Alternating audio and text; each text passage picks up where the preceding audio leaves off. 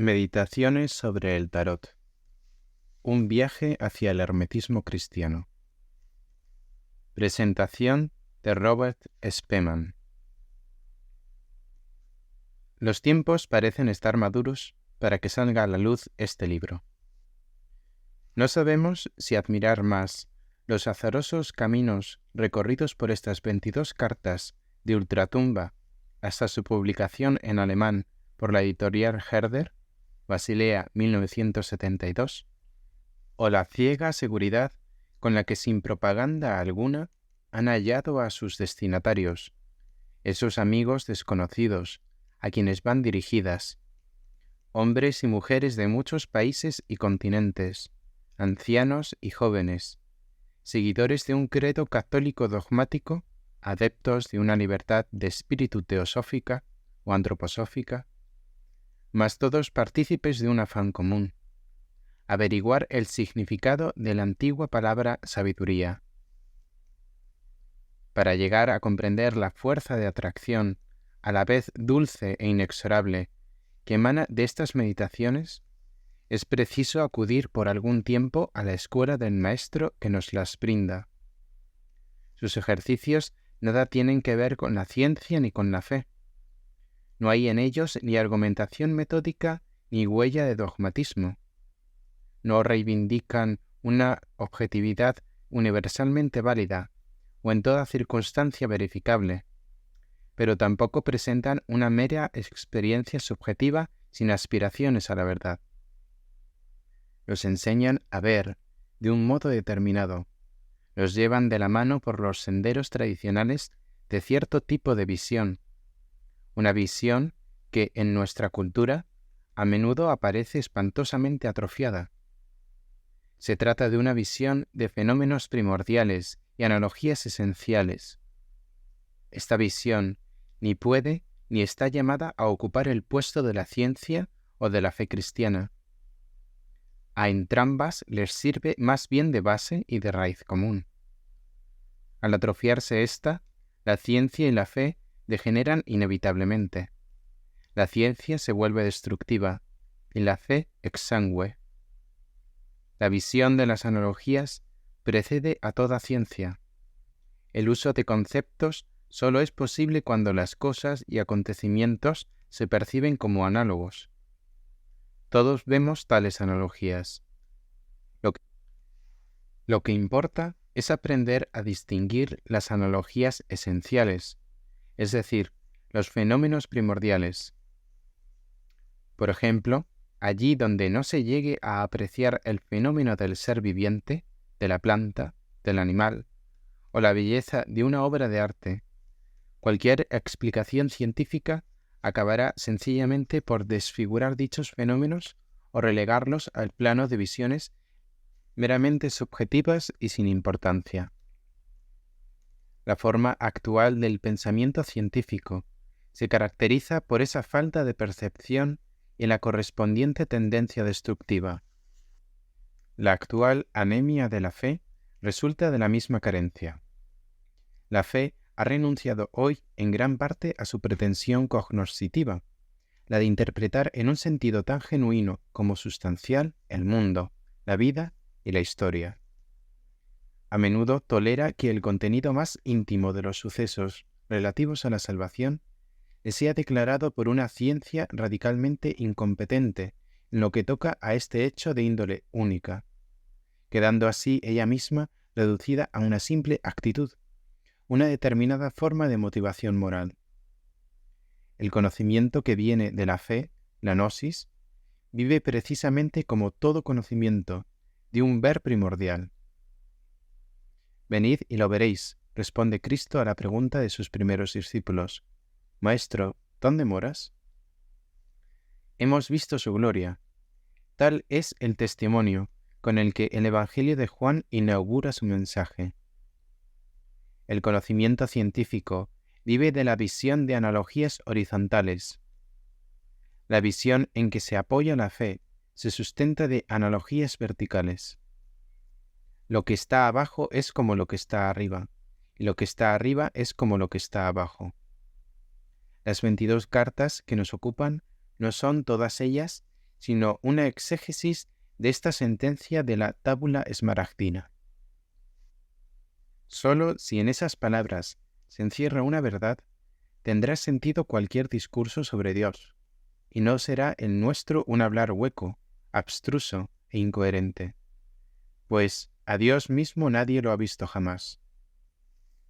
Un pensamiento que así percibe las cosas no se ciñe a considerar a Dios como un simple puntito trascendente que se coloca sobre la I del mundo y a dejar a la postre que el universo espiritual de lo invisible quede transformado en un insignificante residuo, pudiéndose éste derivar de un funcionalismo antropocéntrico.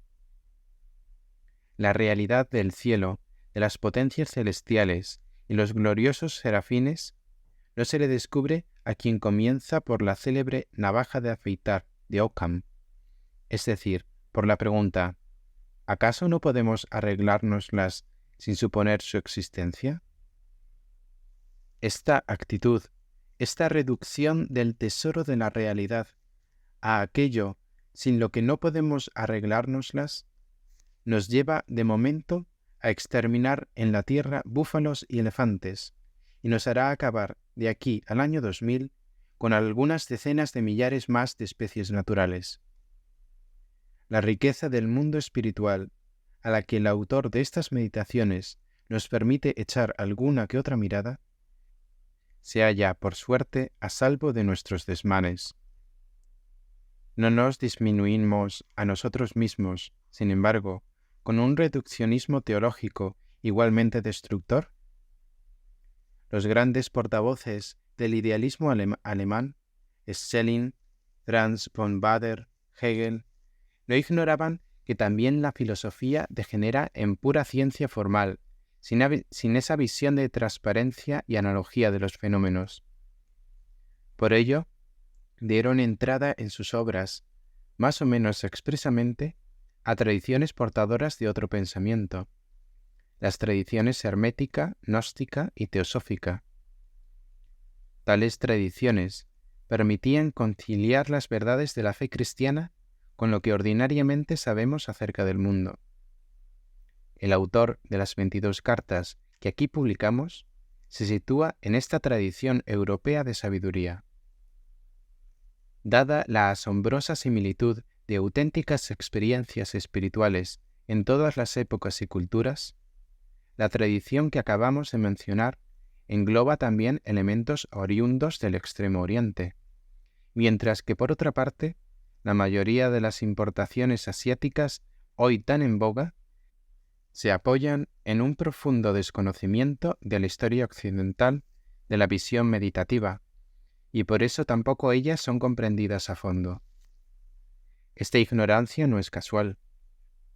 Guarda relación con ese déficit, esa falta de percepción a la que antes aludíamos. Tanto en lo tocante a la cultura como a la religión, cunde hoy un sentimiento general de marcha sin rumbo, en el vacío, sentimiento que corroe cada vez más las almas.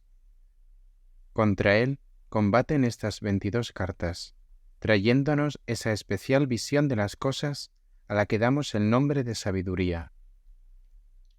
Lo característico del autor de estos ejercicios es el papel que asigna a la tradición sapiencial hermética en el conjunto de nuestra vida espiritual. Esta tradición, en efecto, no encarna ya un saber herético que se sobrepone a la ciencia o a la Iglesia. El hermetismo no es fundamento de ninguna de ambas. El autor lo entiende como servicio prestado a la ciencia y a la fe, como puente tendido entre las dos, como fermento de nuestra cultura. Así, por ejemplo, su sorprendente interpretación platónica de la teoría evolucionista no es opuesta a este paradigma científico. Antes bien, permite conciliarlo con la verdad básica y evidente de que lo más perfecto nunca puede derivarse de lo menos perfecto. Pero lo que en especial le interesa a nuestro autor es descubrirles a todos los buscadores de sabiduría, herméticos, teósofos, antropósofos, la Iglesia una, la Iglesia de los apóstoles, la Iglesia de Dios hecho hombre. Descubrírsela como su verdadero espacio vital, como la patria espiritual de la que todos ellos, lo quieran o no, viven cada día, y sin cuyas plegarias y sacramentos las realidades que les tocan de cerca desaparecerían por completo de nuestro mundo. La gratitud del autor por ese espacio que Dios nos otorga rezuma una cálida y profunda emoción. Ningún agradecimiento espera él a cambio por parte de la Iglesia Católica, sino sólo que ésta le reserve un humildísimo puesto, el último, precisamente a él, que en razón de su particular destino no es capaz más que de rastrear los grandes y pequeños secretos de la realidad por el camino de las analogías y correspondencias, haciendo así asombrosos descubrimientos. Que desde ese último puesto, en verdad privilegiado, como lo dijo el propio Cristo, surja a su vez en sentido contrario un nuevo impulso para la Iglesia y la lleve también a ella por las vías de la gratitud, no depende de la voluntad de los hombres, aunque van multiplicándose los signos que permiten conjeturarlo. Los cristianos del futuro deberán ser esos cristianos gnósticos, maduros, inspirados, a quienes, según expresión del cardenal Carlo Martini, arzobispo de Milán, se dirige en su totalidad el mensaje del Nuevo Testamento. En París, el Papa Juan Pablo II interpeló a la nación francesa con las siguientes palabras: «Francia, ¿sigues siendo fiel a tu alianza con la sabiduría?». Este término no fue escogido por el sumo pontífice al azar, en vez de cualquier otro, por ejemplo, fe. Según la doctrina cristiana, la fe es un don que nadie se otorga a sí mismo. La sabiduría, al contrario, es una disposición del espíritu, que puede adquirirse mediante ejercicios como los que nos ofrecen estas 22 cartas. En la Iglesia oriental, el diácono exclama antes de dar lectura al Evangelio: «Sabiduría, en pie».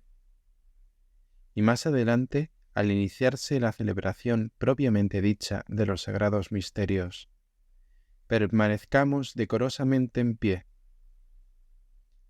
Ambas panéresis dan a entender que para oír y hacerse presente la palabra de Dios se requieren ciertas disposiciones espirituales y corporales.